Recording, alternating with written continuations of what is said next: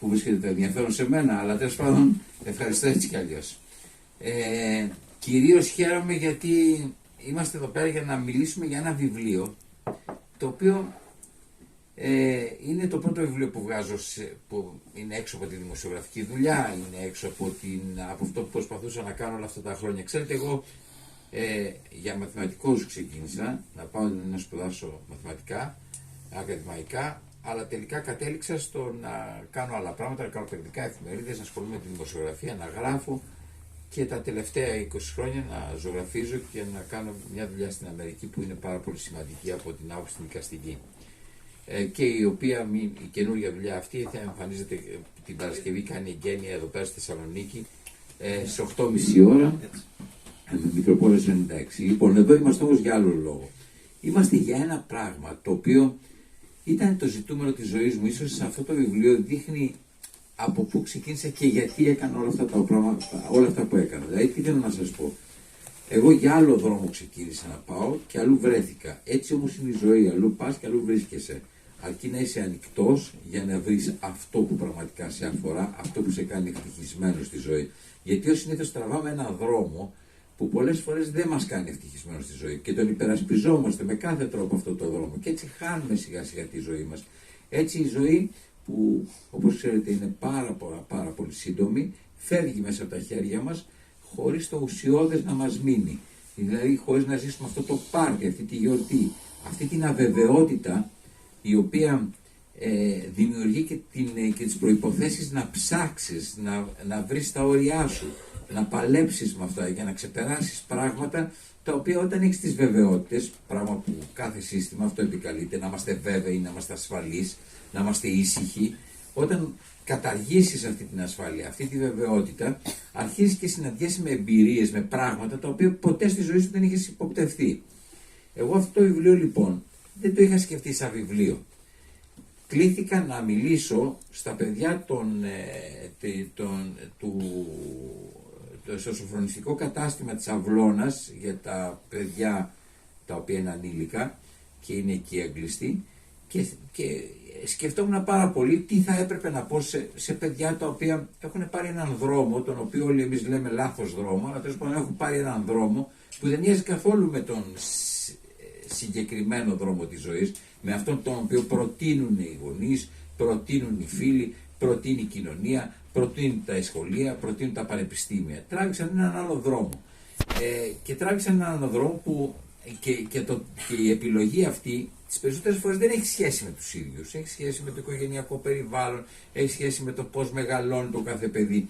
Δηλαδή κάνω μια παρένθεση εδώ, στην Ουάσιγκτον που όλοι γνωρίζετε, έξω ακριβώς 8 χιλιόμετρα έξω από την πόλη, υπάρχει αυτή η μεγάλη πόλη των 3-3,5 εκατομμυρίων ανθρώπων που ζουν στα τροχόσπιτα. Τα παιδιά που γεννιούνται εκεί, που είναι συνήθως παιδιά αλκοολικών γονιών, ναρκωμανών κτλ. Είναι πάρα πολύ φυσικό να είναι τα επόμενα πρεζόνια, τα επόμενα βαποράκια των ναρκωτικών στην Αμερική. Αυτά τα παιδιά δεν σημαίνει απριόριο ότι είναι ψυχές σκοτεινές, ψυχές μαύρες, ψυχές. Είναι παιδιά που μεγάλωσαν μέσα σε ένα περιβάλλον που η μόνη επιλογή που είχαν, ο μόνος τρόπος που τους δίνεται να πορευτούν στη ζωή τους, έστω και στη σύντομη ζωή τους, γιατί τα περισσότερα από αυτά παιδιά πεθαίνουν, ήταν να τραβήξουν αυτόν τον δρόμο, να γίνουν πρεζόνια, να μοιράζουν ναρκωτικά, να πουλάνε ναρκωτικά, να ζήσουν για λίγα χρόνια στη ζωή τους μέχρι να βρεθεί κάποιος να τους σκοτώσει, είναι οι ίδιοι να σκοτώσουν τον εαυτό τους.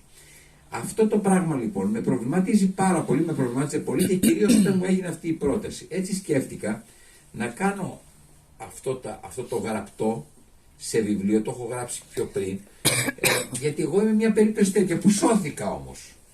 Εντάξει, το ότι σώζεσαι δεν σημαίνει, είναι ένα κομμάτι τύχης, είναι και άλλα πράγματα, αλλά το ότι σώθηκες έχεις μια ευθύνη για το ότι σώθηκες. Πρέπει κάπου να επιστρέψεις αυτή τη σωτηρία σου.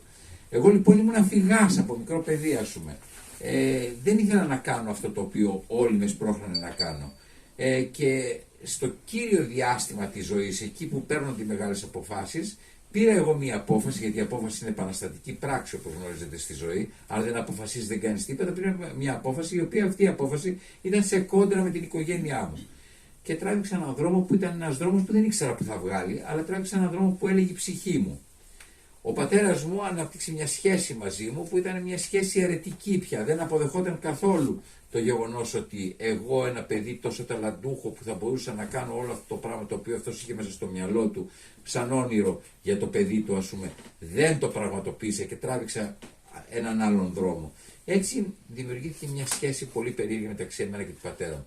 Η σχέση αυτή μεταξύ εμένα και του πατέρα μου και γενικότερα με την οικογένειά μου θα μπορούσε να είναι μια καταστροφική σχέση, έτσι, γιατί ήμουν ένα παιδί που από τα 16 μου χρόνια φεύγω από το σπίτι, δηλαδή με διώχνει το σπίτι μου και πρέπει ουσιαστικά να επιβιώσω. Τύχη είναι που τραβάω δρόμους που εκείνη τη στιγμή ήταν από τους πολλούς δρόμους κάποιοι δρόμοι που δεν ήταν τόσο καταστροφικοί για μένα.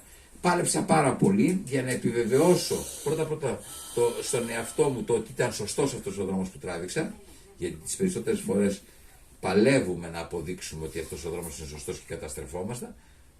Τράβηξα λοιπόν αυτό το δρόμο, προσπάθησα πάρα πολύ, άφησα πίσω αυτό που όλοι λέγανε σε μένα ταλέντο και διάλεξα αυτό που έλεγε η ψυχή μου. Που τελικά αυτό που έλεγε η ψυχή μου ήταν μάλλον το ουσιώδες της ζωής μου. Και έτσι τράβηξα αυτό το δρόμο που λίγος πολύ γνωρίζουν όλοι όσοι άνθρωποι που παρακολουθούν αυτά που κάνω όλα αυτά τα χρόνια. Και που ουσιαστικά σε αυτό το βιβλίο αποδεικνύεται ότι τα ερωτήματα τα οποία με κάνανε γνωστό, θα έλεγε κανένας, μέσω των συνεντεύξεων και όλων αυτών που έκανα στους ανθρώπους, δεν ήταν ερωτήματα τα οποία κάνει ο Χατζηνικολάου, κάνει ο Στρόιτερ, κάνουν όλοι αυτοί που βλέπουμε στην τηλεόραση. Εμένα τα ερωτήματά μου ήταν τα ερωτήματα της ζωής μου. Εγώ πήγαινα και συναντούσα τους ανθρώπους για να συζητήσω για αυτό που με έκαιγε, αυτό που με απασχολούσε.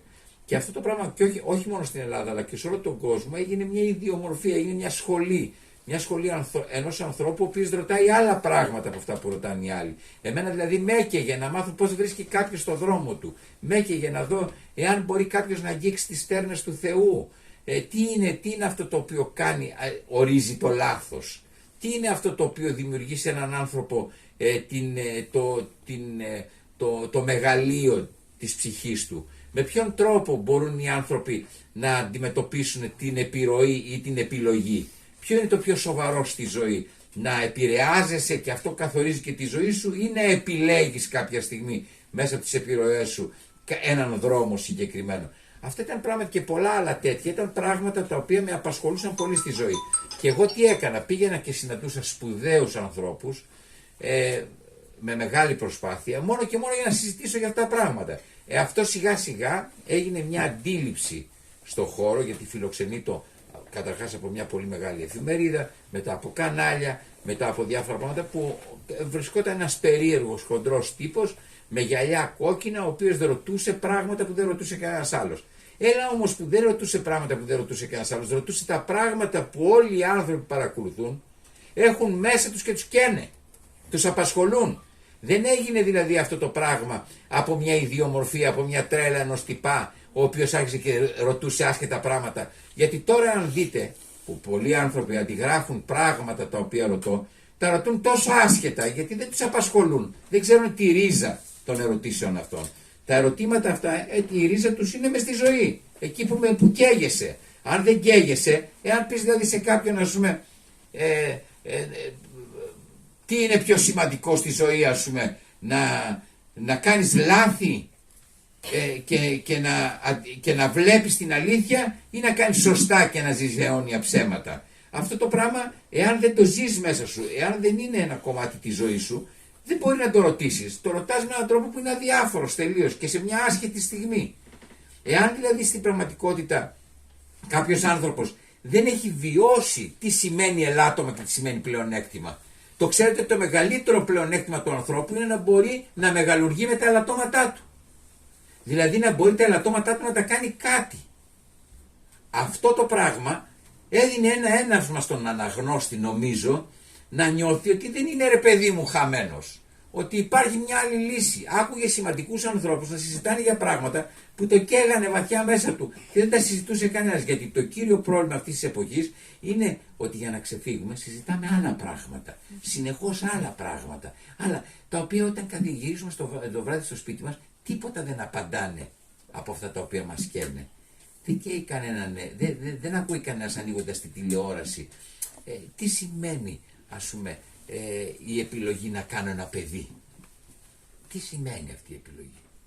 Εγώ έχω καταλάβει ότι το να κάνεις ένα παιδί είναι 20 χρόνια ζωής, 20 χρόνια μίνιμουμ ευθύνης. Άρα παίρνεις μια απόφαση ζωής.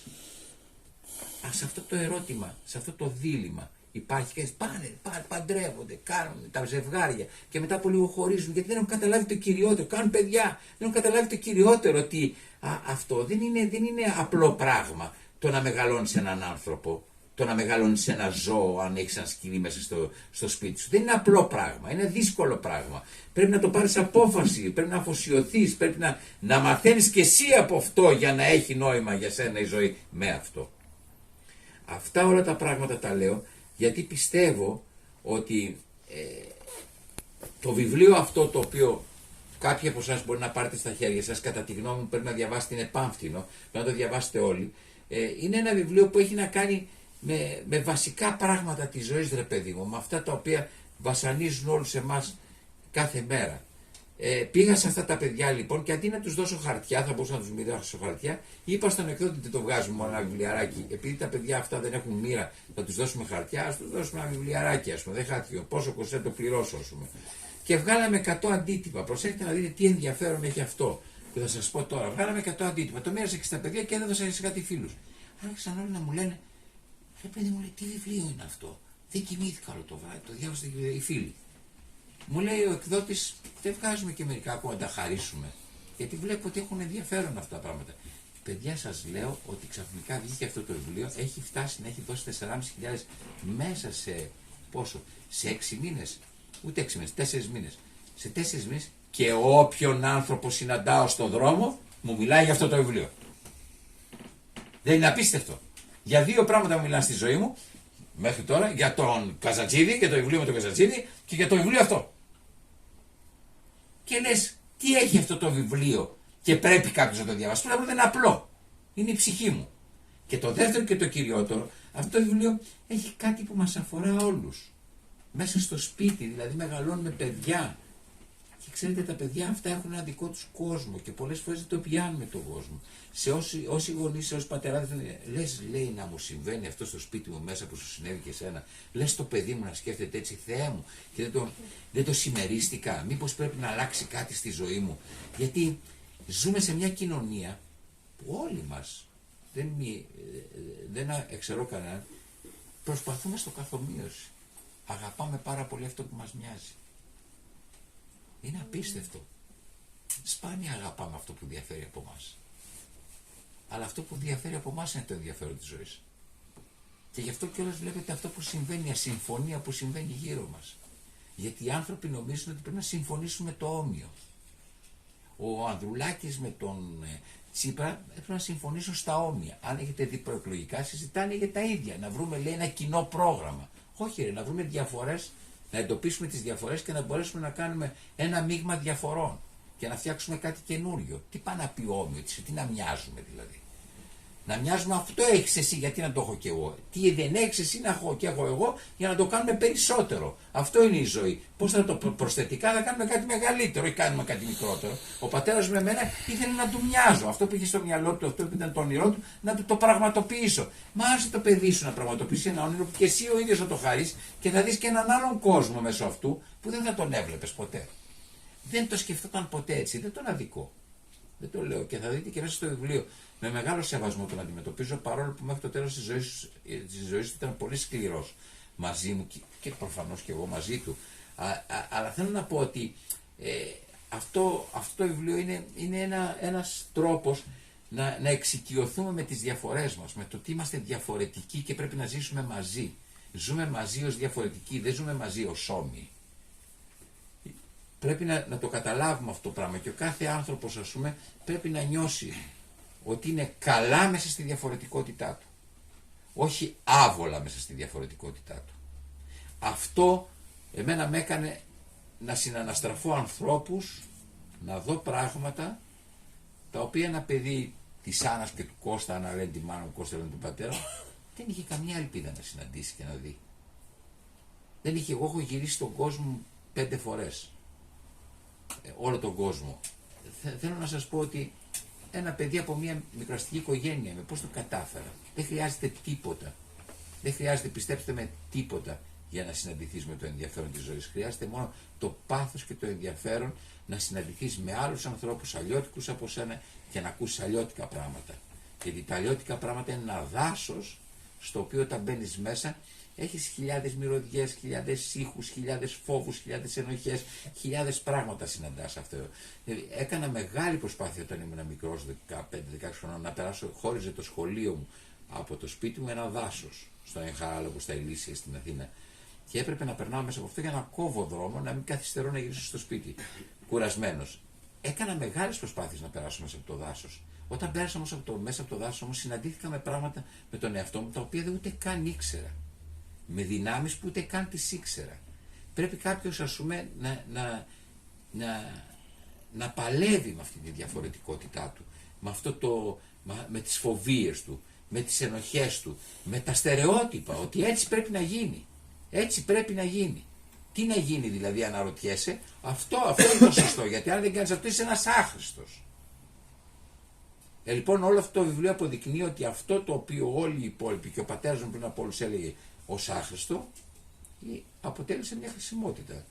Έγινες χρήσιμος άνθρωπος. Ή τουλάχιστον έτσι λένε γύρω.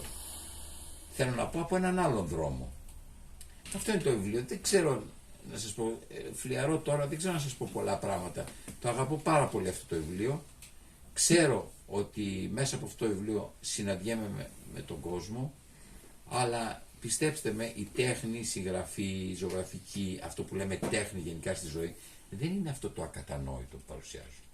Έχουν πάρει λάθος δρόμο οι άνθρωποι. Πιστεύουν ότι αυτό που δεν καταλαβαίνουμε είναι τέχνη. Αυτό που ο τελευταίος άνθρωπος από την άποψη της γνώσης, της εκπαίδευσης, είναι ένας άνθρωπος ο οποίος πραγματικά είναι κάτοικος της τέχνης. Η τέχνη, η μεγάλη τέχνη γίνεται κατανοητή από όλους. Δεν είναι μια τέχνη που είναι κατανοητή από τους λίγους. Αυτές είναι μπουρδολογίες μιας εποχής που ζούμε, όπου διάφοροι τσαρλατάνοι που δεν μπορούν να δημιουργήσουν ουσία, από το πρωί μέχρι το βράδυ συζητάνε για κάτι που δεν καταλαβαίνουμε. Και αυτό συμβαίνει σε όλους. Όλοι οι άνθρωποι αυτοί συζητάνε για αυτό το πράγμα. Αν δείτε, έχουμε γίνει όλοι πρεζόνια αυτού του ακατανόητου. Δηλαδή, είναι τρομοκράτης η Χαμάς και δεν είναι τρομοκράτης ο άλλος που μπαίνει μέσα σε μια πόλη και έχει 4.000 παιδιά τα σκοτώνει. Επειδή είναι κράτος. Και ο άλλος δεν είναι κράτος. Κάθεσαι στο σπίτι σου και κοιτιέσαι, λες ρε παγάσα τώρα, τι είναι τρομοκράτης, ας πούμε. Τι είναι τρομοκράτης. Δηλαδή σας λέω, εάν δεν είχε συμβεί να κερδίσει ο Τσε Γκεβάρα και ο Κάστρο, τι θα, τρομοκράτες ήταν, δεν θα ήταν επανάστατες. Τρομοκράτες ήταν. Δηλαδή τρελαίνεται το μυαλό σου, αρχίζει και βάζει τέτοιους συλλογισμούς και λες τώρα τι μου λένε από το πρωί μέχρι το βράδυ. Λένε πώς δημιουργήθηκε ο απέναντι τρομοκράτης. Σας λέω ένα πολύ απλό πράγμα που μας καίει σήμερα. Μα άμα περπατάς, ας πούμε, στο Ιράν με την οικογένειά σου και ξαφνικά περνάνε από πάνω αεροπλάνο και σκοτώνουν τη μισή οικογένεια, σε όλη την υπόλοιπη ζωή σου δεν ζητάς εκδίκηση. Σκοτώσαν τη μάνα σου, τον πατέρα σου, τον αδελφό σου, τη θεία σου. Αυτά τα παιδιά σήμερα που ζουν εκεί δεν είναι εν δυνάμει αυριανοί, πώς το λένε, κίνδυνοι της πόλης. Όπου και να βρεθούν, στο Παρίσι βρεθούν, στην Γερμανία βρεθούν, έχουν φύγει η μισή η οικογένειά τους, όλη η οικογένειά τους, μόνοι τους ζουν, δεν έχουν μοίρα. Τι να κάνουνε. Έρχονται να μας πείσουν ότι κάποιοι από πού γεννήθηκαν αυτοί. Ο Σιμών Πέρες του Ισραήλ μου είχε πει σε μια καταπληκτική συνέντευξη που μπορεί να κάνουμε μια ειδική, να παιχτεί αυτό το βίντεο, να δείτε τι σημαίνει. Λέει, στη χώρα μου γεννάμε τρομοκράτες. Γιατί όλοι αυτοί που έχουν υποφέρει προσπαθούν να εκδικηθούν. Φοβούνται ότι θα ξανασυμβεί αυτό που θα γίνει να συμβεί. Θέλω να πω λοιπόν ότι δεν υπάρχει μια ερμηνεία, ρε παιδί μου, στα πράγματα. Θέλει ψάξιμο και η τέχνη βοηθάει να δεις όλες αυτές τις πλευρές. Γι' αυτό είναι μεγαλειώδης η φράση του Παπανδρέου στο βιβλίο του Ανδρέα Παπανδρέου που λέει ότι όταν η σκέψη γίνει άποψη, καταργείται η σκέψη. Δέστε γιατί ζούμε σε μια εποχή χωρίς σκέψη. Όλοι έχουν απόψεις. Μπαίνουν στο ίντερνετ και γράφουν. Απόψεις. Όλοι απόψεις. Ο καθένας πιστεύει ότι έτσι είναι τα πράγματα. Γράφει.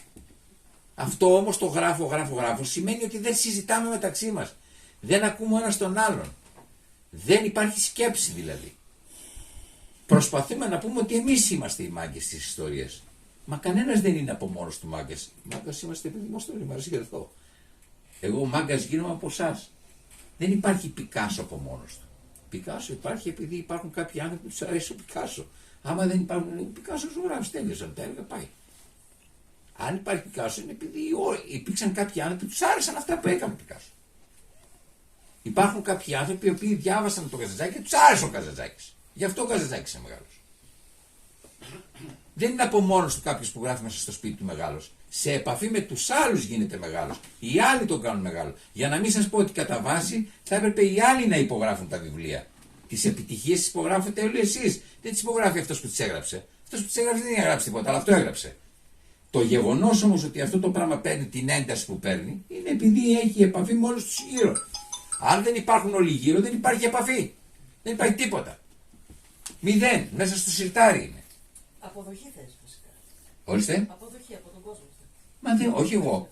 Δεν υπάρχει δυνατότητα να επικοινωνήσει, να υπάρξει κάτι το οποίο να πάρει μια άλλη διάσταση, αν δεν γίνει αποδεκτό από τους πολλούς ανθρώπους. Εάν δηλαδή δεν αφορά τους πολλούς ανθρώπους, αλλιώς γιατί το γράφεις, γράφεις το μόνος σου. Εντάξει. Κάτσε στο καθρέφτη και πες τα λεγόμενά σου. Δεν έχει κανένα άλλο νόημα. Απλώς και μόνο δεν βολεύει τους ανθρώπους που γράφουν, γιατί μόλις έρχεται η επιτυχία, σπρώχνεται, ο άλλος και λέει: εγώ το γράψα. Ναι, και που το έγραψες, άμα το έγραφες εσύ και δεν αφορούσε όλους εμάς, τίποτα δεν θα ήταν. Έτσι καταλήγουμε στο να μη σεβόμαστε το κοινό και να αρχίσουμε μετά και να γράφουμε διάφορα άσχετα από το κοινό πράγματα και να λέμε το κοινό φταίει. Το κοινό είναι οι μαλάκες και εμείς είμαστε κανονικοί. Αυτοί δεν καταλαβαίνουν, αυτοί δεν είναι μορφωμένοι, αυτοί δεν είναι εκπαιδευμένοι, αυτοί δεν ξέρουν από τέχνη, αυτοί δεν ξέρουν από ζωή, αυτοί. Και καταλήγουμε πια να έχουμε κάνει ένα διαχωριστικό και να λέμε αυτοί που είναι από εκεί και αυτοί που είναι από εδώ. Δεν ξέρω αν με καταλαβαίνετε τι σας λέω, αλλά πάντως κάπως έτσι τα σκέφτομαι τα πράγματα. Μπορεί να μην τα σκέφτομαι και σωστά, ανοιχτό είναι, μπορεί ο καθένας να πει αυτό που σκέφτεται, αλλά εγώ νομίζω ότι κάπως έτσι είναι τα πράγματα και αυτό το βιβλίο είναι το αποτέλεσμα ενός ανθρώπου που σκέφτεται έτσι. Εγώ έχω καταλήξει ότι δεν υπάρχουν μικρές ψυχές. Όλες οι ψυχές είναι μεγάλες. Μυαλά που μικραίνουν τις ψυχές υπάρχουν. Άνθρωποι που δεν αφήνουν την ψυχή τους να είναι μεγάλη. Αυτό έχω καταλήξει. Μπορεί να είναι, σας λέω και πάλι, πάντα είμαι σε μια αμφιβολία για αυτά που λέγονται. Αλλά προσπαθώ αυτή τη στιγμή, ας πούμε, να σας πω πώς ξεκινάει κάτι μέσα μου και κάνω αυτό το πράγμα που κάνω. Δεν είμαι και συγγραφέας, δεν είμαι και κανένας. Απλώς αυτό έκανα στη ζωή μου και σας το παρουσιάσα. Δεν έχω τίποτα άλλο να σας πω. Σας ευχαριστώ πολύ.